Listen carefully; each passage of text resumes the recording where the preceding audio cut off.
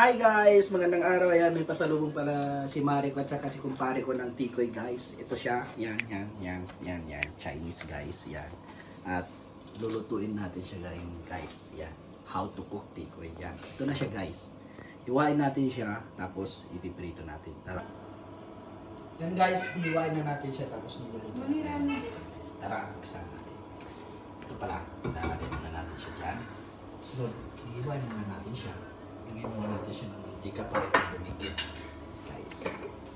Para ito guys. 2,000 years later. Guys, nahiwa ko na siya. Hintayin lang natin na mainit yung mantika.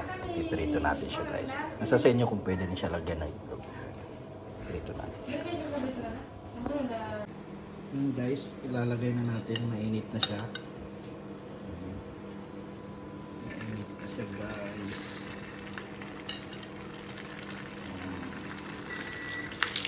Ilalagay na natin siya guys. Actually, first time ko itong magluto nito. Kaya, nahan lang.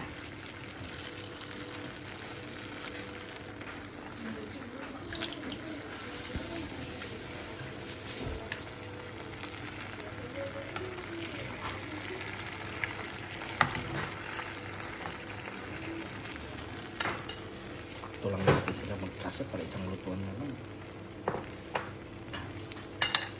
Kamayin kaya natin. Hindi naman mainit eh. Nalagay natin siyang lahat guys. Para isang lutuan na lang. Yan. Yan na sila.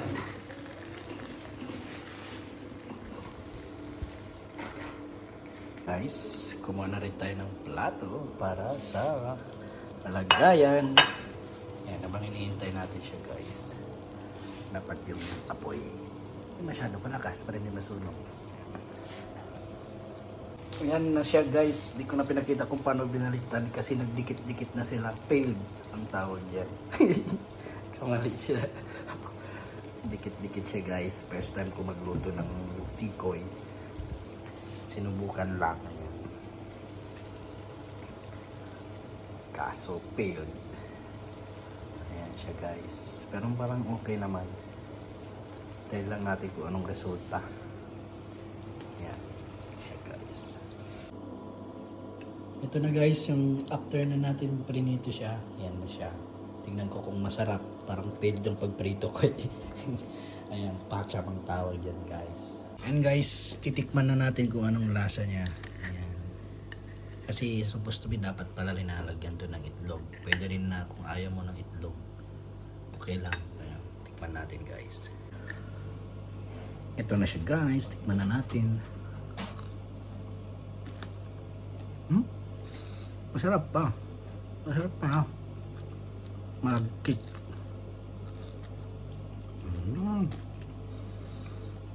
Ayos guys. Hindi naman siya failed. Okay naman. Tara, kain tayo.